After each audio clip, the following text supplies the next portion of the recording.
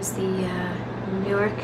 I was at Newark Airport. I was United Airlines Station Manager, and that morning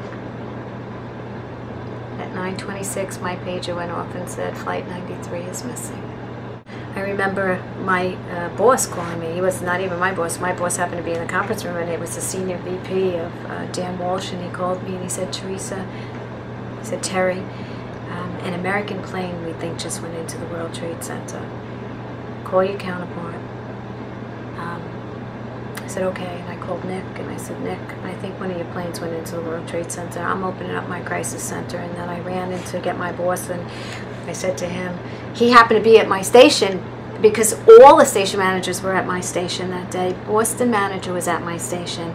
Wow. And he got a phone call not even 2 seconds later that his flight 175 was missing. Two of our employees that flew on that flight, they were flying standby that day, and so that was very sad. It was sad for all of my team because every flight attendant, all 5 of them, worked. That was us, that was their hub. Jason and the other captain, I mean, we were close with them, and then they become close to the passengers because you get to see the same people every day. So we were dealing with something that you don't even realize how difficult it is.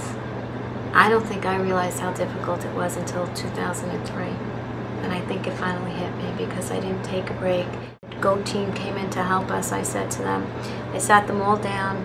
They got off the plane, we made them sit right down, and I said, I just want to explain to you guys that you're used to coming in for an incident, an accident that may have happened, but what you have to realize is that most of our employees that work at this airport watched those 2 towers fall, and a lot of them had relatives or friends that they lost. Open up my crisis center, and we find out the phones aren't working, and I went down there and I said, okay, give me an idea of where all our aircraft are and what's going on, and they were giving me an idea, and then my pager went off about I want to say 9:25 at the same time as my pager, and I really just looked down and see 93 missing, and I'm like, you got to keep it together. And it was about 10:30 or so then, and one of my agents comes, one of my supervisors, Randy Reed, goes, Tara, come out. And I came out of the office, our conference center, and he handed me 4 boarding passes. And he said, Marvin gave these to me. These are the 4 guys. And I said, how do you know that? And he said, well, he said, they were acting a little strange, but they were very well dressed. And they were very toned. Marvin really noticed these guys. Their suits, they were very, not muscular bodybuilding, but muscular toned. And he said he really noticed them. And they didn't come together. There were 2, and then another 2 arrived later on. He said, but these are your 4.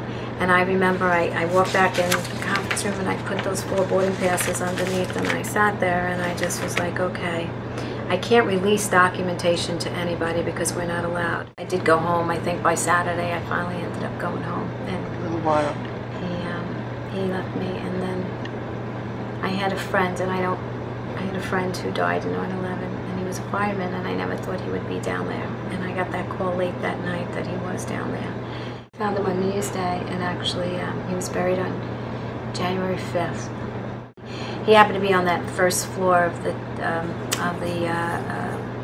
I guess, I'm not sure exactly, but the vestibule of the tower, and it just dropped right down into the basement, and so there wasn't a lot of rubble.